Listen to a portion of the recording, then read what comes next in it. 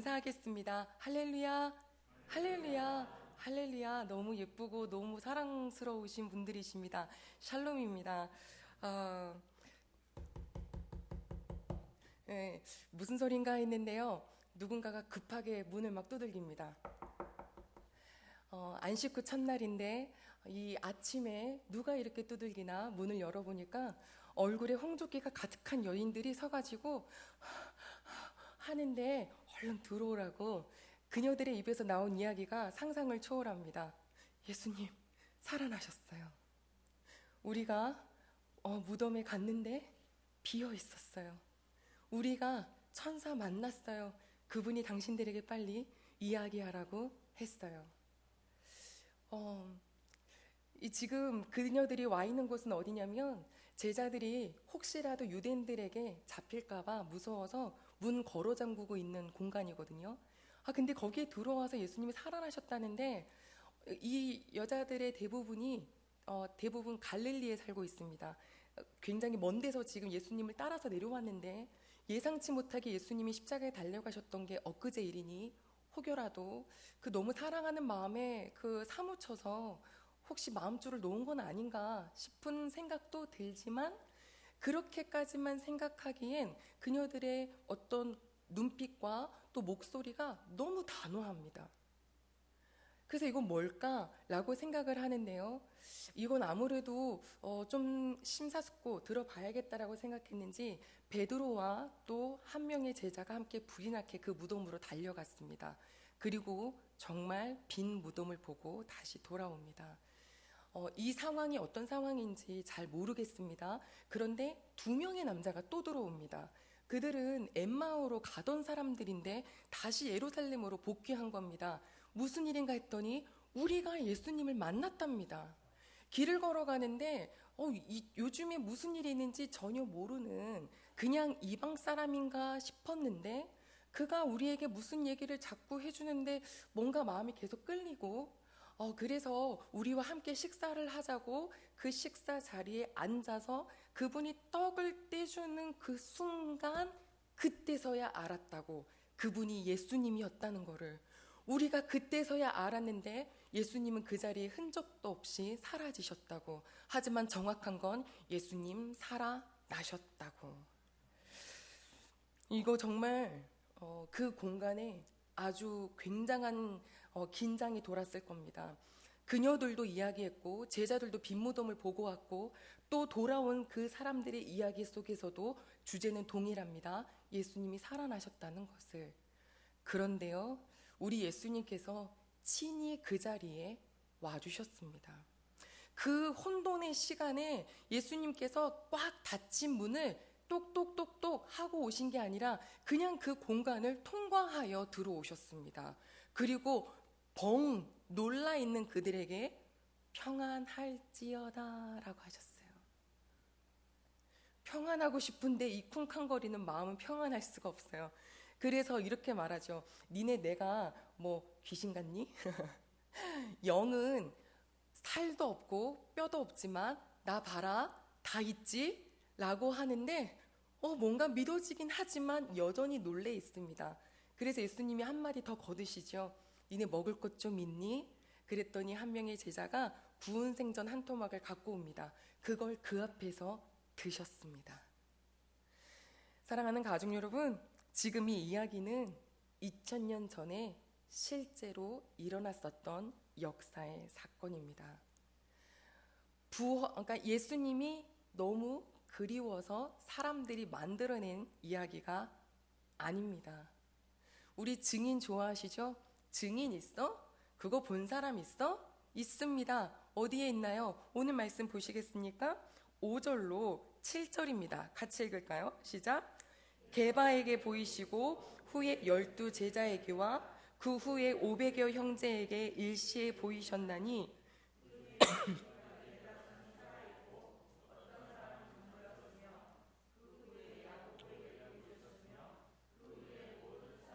아멘. 게바에게 12 제자에게 500명에게 한꺼번에, 그리고 그 동생 야고보에게, 모든 사도에게, 그리고 더 나아가며 나 같은 자 바울에게도 만나 주셨다라고 그 증인을 이야기합니다. 가족 여러분, 그 예수님이 만나주신 그 사람들이요, 정말 그 소문을 퍼뜨리기 시작했는데, 예수님 살아나셨어요. 예수님 살아나셨어요? 그 이야기를 전달하고 전달하니 예루살렘에 퍼지고 사마리아에 퍼지고 온 이방 나라애들도 퍼져갔습니다. 그들이 그곳에서 했었던 이야기는 단 하나, 따라할까요? 십자가에 못 박힌 예수님이 다시 살아나셨다. 아멘. 그 모든 증인들이 다니면서 했던 얘기는 딱 이거 하나예요. 십자가에 죽으셨던 예수님이 다시 살아나셨습니다. 그 메시지가 전달이 되는 곳에 그 메시지를 믿어지는 사람들을 그리스도인이라고 불렀고, 그들이 모여있는 모임을 교회라 불렀습니다. 그렇다면 교회의 가장 중심은 무엇이냐면 바로 부활 사건입니다. 부활이 있었기에 기독교가 시작됐고 교회가 시작되었습니다. 오늘 우리가 같이 본 고린도전서는요, 고린도에 있는 교회 식구들에게 바울 선생이 쓴 소식지인데, 편지인데, 왠지 오늘 다시 그들에게 부활의 소식을 전하고 있습니다. 오늘 1절을 눈으로 보시면 바울이 뭐라고 이야기하냐면, 내가 너희에게 전한 것, 그리고 너희가 받은 것, 그것을 내가 3절에 다시 전하는데, 그것이 바로 좋은 소식, 기쁨의 복음의 소식인데, 무엇을 전하는지 우리 오늘 이것을 내 마음속에 새기길 바라면서 3절 같이 읽겠습니다. 시작. 내가 받은 것을 먼저 너희에게 전하였노니 이는 성경대로 그리스도께서 우리 죄를 위하여 죽으시고, 아멘. 가족 여러분, 예수님께서 죽으셨습니다. 그런데 그 죽으심이 나랑 무슨 상관이냐고요? 우리 죄를 위해서 죽으셨습니다. 이사야 53장에 여호와께서 우리 모든 사람의 죄를 예수님께 담당시키셨다라고 하셨어요. 내 죄를 가져가셨어요, 가족 여러분. 탕감하셨습니다. 자, 그리고 어떻게 하셨나요? 4절 같이 읽겠습니다. 시작. 장사 지낸 바 되셨다가 성경대로 사흘 만에 다시 살아나사. 아멘. 장사 지냈다는 건 장례를 치렀다는 뜻입니다. 죽은 척한 거 아니고 진짜 확실히 죽으셨던 분이 성경대로 사흘 만에 다시 살아나셨다. 아멘. 오늘 우리에게 세 가지를 주셨죠. 우리 성경대로 우리 죄를 위하여 죽으셨다. 그리고 장사 지내셨고 성경대로 사흘 만에 다시 살아나셨다. 이 살아나셨다라고 하는 말은 실제 어떤 뜻이냐면, 현수막의 가운데 저 위 작은 영어 글씨가 있는데 He is risen입니다. 이건 뭐냐면 그가 일어났다가 아니라 그를 일으켜 세웠다라는 뜻입니다. 죽음에 있었던 예수님을 누가 일으켜 세우셨나요? 하나님이십니다.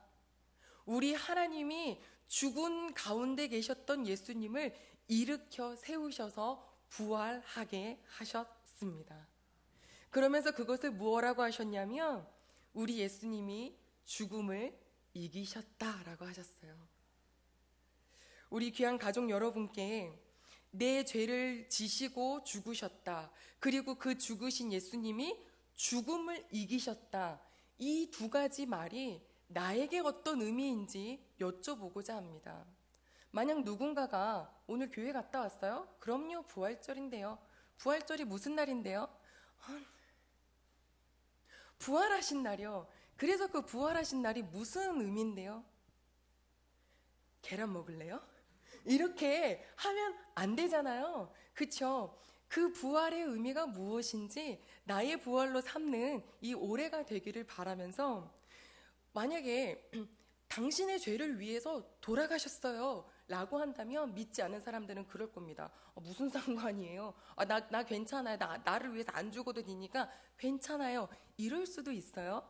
그러면 여쭤봅니다. 용서를 받고 죽은 것과 나 용서할 필요 없어요, 용서받지 않고 죽은 것은 어떤 차이가 있는 건가요? 이거는 우리가 이걸 생각하기 위해서는 이번 부활절에는 죽음을 좀 생각해 봐야겠습니다.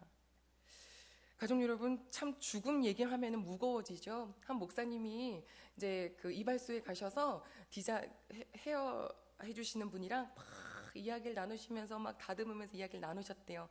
근데 이제 한참 얘기를 하다가 뭐 요즘 근황을 막 얘기하는데 네, 저 암 판정을 받았어요라고 목사님께서 말씀을 하셨대요. 그랬더니 그 순간 조금 전에 있었던 화기애애한 그 분위기는 다 사라지고 순식간에 얼어붙은 침묵이 있었다는 거죠. 죽음이 우리에게 좀 그래요. 그렇죠? 분명히 오는 것 같기는 한데 내 이야기는 아닐 것 같고 죽음을 생각하는 것보다는 오늘을 사는 게 더 좋아요.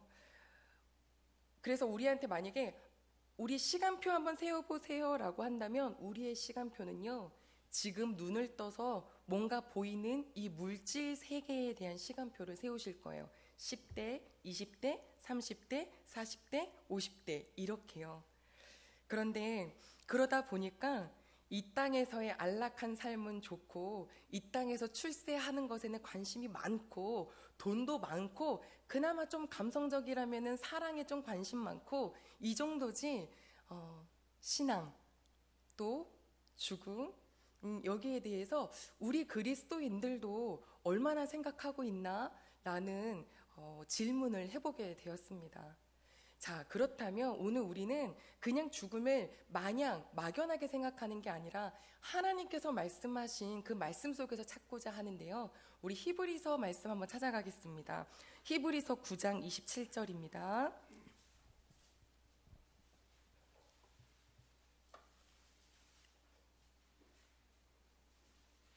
하나님께서 우리에게 말씀하신 죽음에 관한 성경 구절입니다. 우리 히브리서 9장 27절, 제가 가진 성경은 363쪽입니다. 같이 읽겠습니다. 한 번 죽는 것은 사람에게 정하신 것이요. 여기까지입니다. 네, 다시 한번 읽을까요? 시작. 한 번 죽는 것은 사람에게 정해진 것이요. 아멘.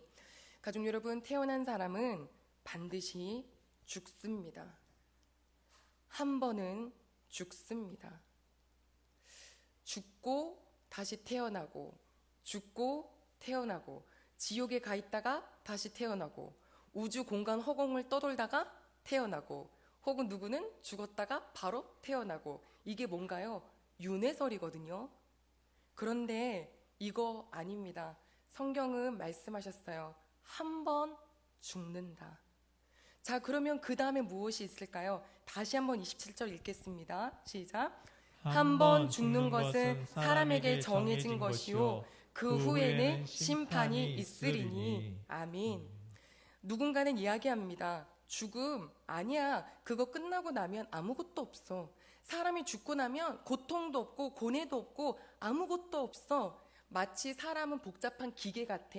기계도 딱 만들어 놓으면 열심히 썼다가 시간이 돼서 그게 다 효력을 다하면 그냥 폐기 처분하지. 사람 인생 그런 거야. 죽고 나면 그냥 이 기계 같았다가 이 기계가 작동을 안 하면 그냥 끝나는 거야 라고 하는 사람들도 있습니다.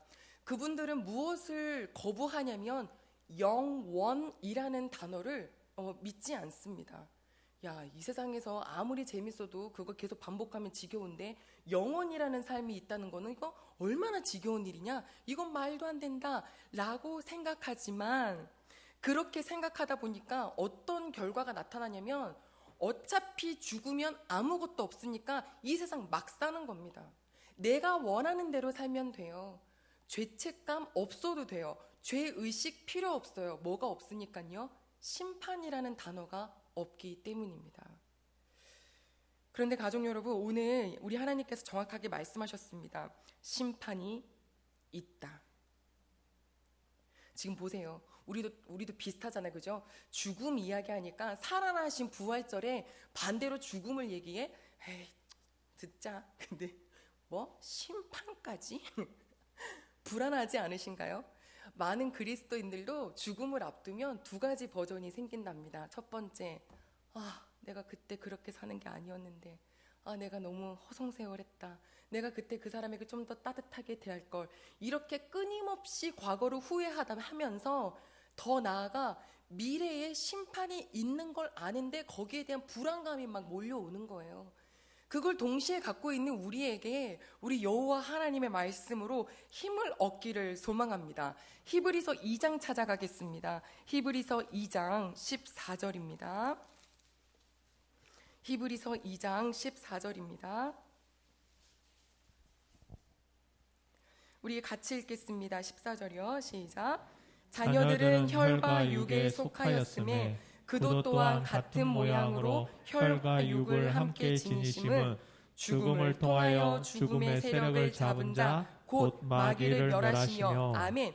이거요, 그냥 풀어드리면 이거예요. 자녀들은, 즉 하나님의 자녀들이 혈과 육, 살과 피로 있으니까 예수님도 같은 모양으로 살과 피를 가지고 이 땅에 오셨고, 그리고 그분이 죽으시면서 누구를 멸하셨냐면 마귀를 멸했다라고 하셨어요.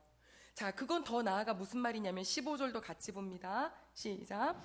또 죽기를 무서워함으로 한평생 매어 종노릇하는 모든 자들을 놓아주려 하심이니. 아멘. 마귀를 멸하셨다. 죽음의 세력을 멸하신 것은 곧 무엇이냐면 죽음이 무서워서 한평생 그것에 종노릇하는 자들에게 그 위축되어 있는 사람들을 풀어주셨다, 이것입니다. 우리 가족 여러분, 이제 죽음을 생각하면 그 죽음을 이기신 예수님을 생각하시기를 소망합니다. 우리 예수님이 부활하신 것은요, 죽음의 권세 앞에 맞서셨고 거기에 승리를 외치신 것입니다. 그 승리는요, 유대인에게만 있는 게 아니에요. 우리 그 창세기부터 구약 시대까지를 보면은 하나님은 누구의 하나님이셨냐면 유대인의 하나님이셨어요. 그러나 예수님은 그 예수님이 죽으신 다음에 그 모든 은혜를 정말 모든 사람에게 다 열어주셨습니다. 이스라엘에 안 태어나셔도 되고요. 인종 상관없고요. 똑똑하다 안 똑똑하다 상관없고요. 부자냐 가난한 자냐 상관없고요. 그저 우리 하나님이 보내주신 예수 그리스도와 그분이 십자가에 달려 돌아가셨지만 사망 권세를 이기시고 승리하며 살아나신 분을 믿는다면 그분이 그 자유케 하시는 모든 권세를 누구에게나 누리게 하셨습니다. 바울이 뭐라고 아까 고백했나요? 나 같은 자에게도 만나주신 예수님 그랬어요. 바울이 왜 나 같은 자라고 했냐면 예수님 믿는 사람들 핍박하고 교회 엄청 핍박했어요. 그래서 바울이 사도가 되어서 복음 전파하러 다닐 때 예루살렘 교회 가요. 엄청 싫어했어요. 여러분, 요즘에 사회에 일들이 참 많이 일어나죠. 그 사회에 일어나는 일들을 보면 어저께도 또 누구 잡혔죠. 그 잡힌 거 보면서 그래 잡혀야 되지. 저게 사람이냐. 절대로 형벌을 그냥 낮추면 안 된다. 우린 막 부르르 떨잖아요. 제가 금요일 말씀을 들으면서 생각이 났어요. 예수님 십자가 달리실 때 예수님이야말로 죄 없이 그 자리에 달리시지만 양옆에 있었던 죄수들은 정말 오죽 무슨 죄를 지었으면 오죽 끔찍했으면 십자가를 졌겠어요. 그런데 그 중에 한 사람은 예수님께 오늘 너가 나와 함께 낙원에 있으리라 라고 하는 그런 이야기를 들었어요. 우린 그 얘기를 보면서 할렐루야 하면서 은혜를 외치죠. 그런데요, 지금 내 앞에 있는 내가 정말 너무너무 치를 떨면서 싫어할 만하니까 싫어지셨겠죠. 그런데 그 사람이 하나님의 은혜를 입었다라고 하면 거기에 대해서 상처를 받는 사람들이 있어요. 그 사람이 하나님을 믿는다고? 왜 이런 경우들 있잖아요. 그러니까 되게 나쁜 일을 했어요. 그래서 그가 감옥에 들어갔어요. 근데 거기서 예수님을 만난 거예요. 그래서 하나님을 향한 찬양을 만들었대요. 그 이야기를 그 사람에게 피해를 받던 피해자가 전해 들었어요. 어떤 느낌일 것 같으세요?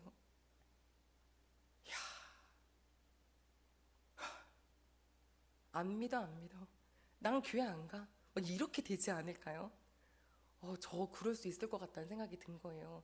우리 가족 여러분, 예수님이 열어주신 그 은혜는요, 누구에게나 열어주셨어요. 지금 혹시 내 안에 누군가는 안 된다라고 하며 정죄가 되는 사람이 있거든. 우리 기도하기를 원합니다. 하나님 아버지의 잣대 안에 나는요 더해요. 사회적으로 무리를 안 일으켰으니까 너무 다행이지만 하나님의 기준으로 보셨을 때는 절대 데리고 올 수 없는 자인데 그냥 예수님 은혜로 받아서 우리 같은 자도 만나 주신 거더라고요. 귀한 가족 여러분, 예수 안에 있는 자에게는 결코 정죄함 없지요. 그 은혜를 누리고 계시죠. 이제 내 주변 사람들에게도 그 시선으로 바라볼 수 있는 우리가 되기를 원합니다. 자, 이제 죽음이 무서운 것이 아니라는 것을 알게 되었습니다. 두려워할 게 아니라는 것을 알게 되었습니다. 저는 이 표현을 한 책에서 읽고 참 좋아했는데요. 죽음을 이렇게 표현했더라고요. 죽음 속으로 들어가서 죽음을 통과하면 그 길은 하나님 품에 안기는 길입니다 였어요. 제가 처음에 읽을 때는 무슨 말인지 그냥 글로밖에 안 읽혀졌어요. 다시 계속 묵상이 됐죠. 죽음이란 내가 이 속에 들어가서 이걸 통과하면 더 행복한 길이 있는 거예요. 심판이 있다고 하셨죠? 심판대 앞에서 여러분 걱정하지 마세요. 우리 예수님이 우리 귀한 모든 식구들에게 완불 해주셨어요. 할렐루야. 완불이에요. 완불. 누가 쫓아오는 사람 없고요. 죄값 갚아라 하는 사람 없고요. 예수 그리스도의 권세 하나만으로 끝난 거죠.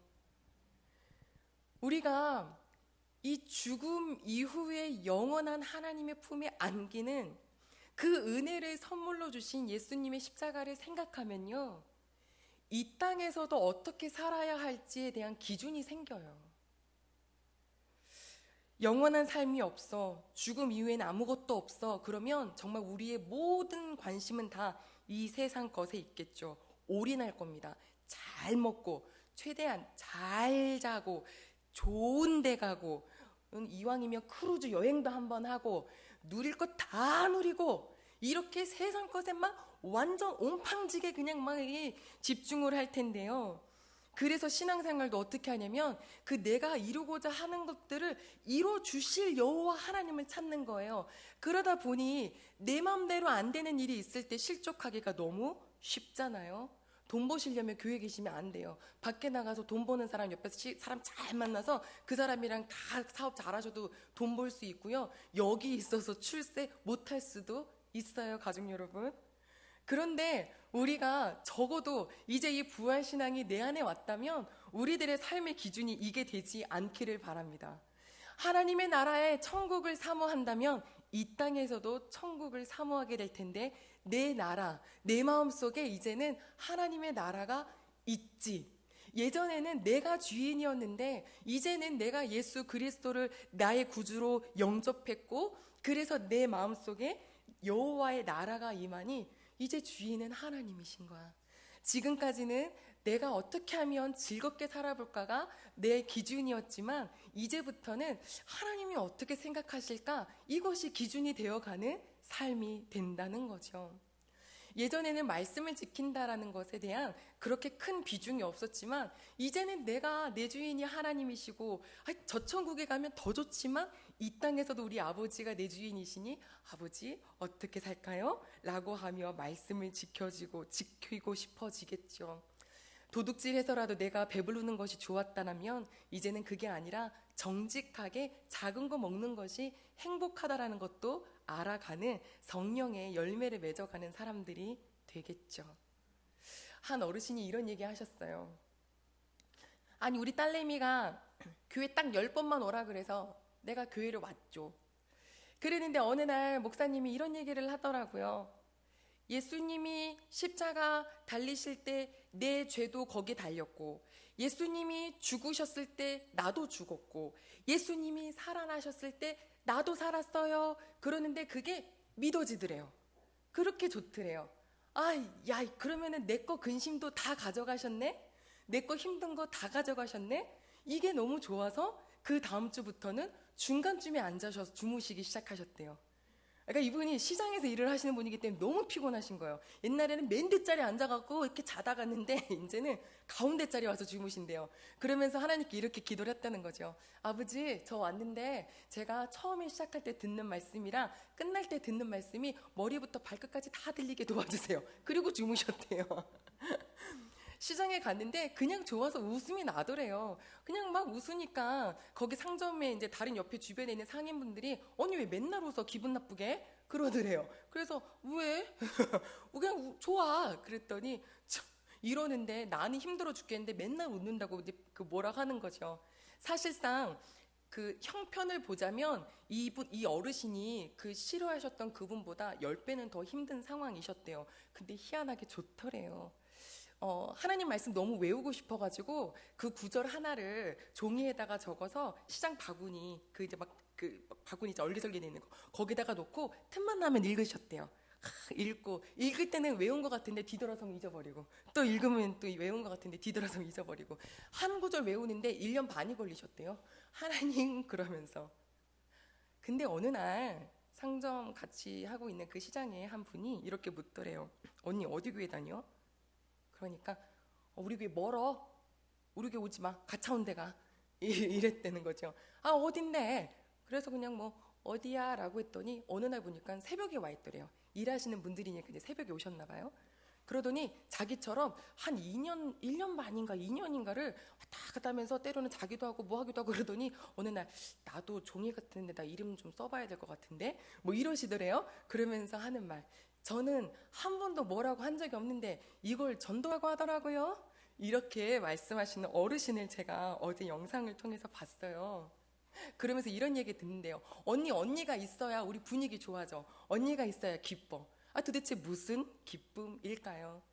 가족 여러분, 우리 귀한 식구들이 오늘 부활의 날을 생각하면서 하나님 생각하고 내 죽음을, 내 죄를 다 가져가신 예수님을 생각하면 당장 올 수 있는 근심 어려울 수 있긴 하거든요. 그런데 그게 금방 또 하나님 예수님의 십자가에 그냥 다 던져버리고 다시 기뻐할 수 있는 우리 귀한 식구분들이 되시는지 궁금합니다. 치열한 경쟁 속에요. 굉장히 어렵거든요. 우리 젊은 우리 또 청년들뿐만 아니라 우리 모든 어른분들이 진짜 힘들게 사시잖아요. 그러면 맨날 나보다 더 나은 분들을 보면서 경쟁 속에서 막 마음에 자괴감이 들잖아요. 근데 꼭 기억하세요. 내가 나를 묵상하면 헤어나오지 못해요. 우울증 걸려요. 그런데 내가 여호와 하나님을 묵상하면요, 그때 일어날 수 있어요. 우리 하나님이 주인 되어 주셨잖아요. 그러니까 뭐냐면 난 모르겠는데 내 주인이신 하나님 지혜 주세요 하면 지혜를 주시는 거예요. 그 순간순간 어떻게 살아야 될지 알려주시는 거예요. 그렇게 살다가 우리한테 하나님 품에 오게 하시니까 얼마나 좋아요. 우리 귀한 가족 여러분들이 부활신앙을 딱 갖고 계셔서 이 땅을 살 때 근심 좀 올 수 있지만 그때 얼른 하나님께 또 아버지 앞에 다 그냥 드리고 십자가에 못 박고 우리는 기쁨으로 감사함으로 마음을 회복하시기를 소망합니다. 하나님이 아버지가요, 아까도 기도 속에 그랬잖아요. 먹을 거 입을 거 마실 거 다 한다고 그랬고요. 자녀 진짜 나는 뼈 빠지게 일해도 내 자녀는 좋은 건 먹이겠다라고 하는 부모님의 마음들보다 더 큰 사랑으로 하나님이 눈동자처럼 지키고 계시거든요. 지금 조금 캄캄해도 걱정하지 마세요. 우리 하나님 살아 계셔요. 그래서 이 땅에서 정말 그 어려운 순간순간마다 내 주인 되신 하나님께 지혜를 강구하며 풀어가 주실 때 그거 풀어가 주셔서 이 땅에 만약에 부함을 주셨어요. 그런데 어느 날 너 이제 와야겠다. 그러면 어떻게 하실래요?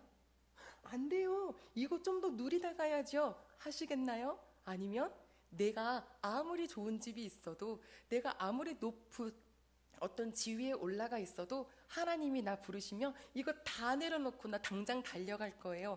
이런 마음 되실 수 있기를 소망합니다. 정말 그렇게 됐으면 좋겠어요.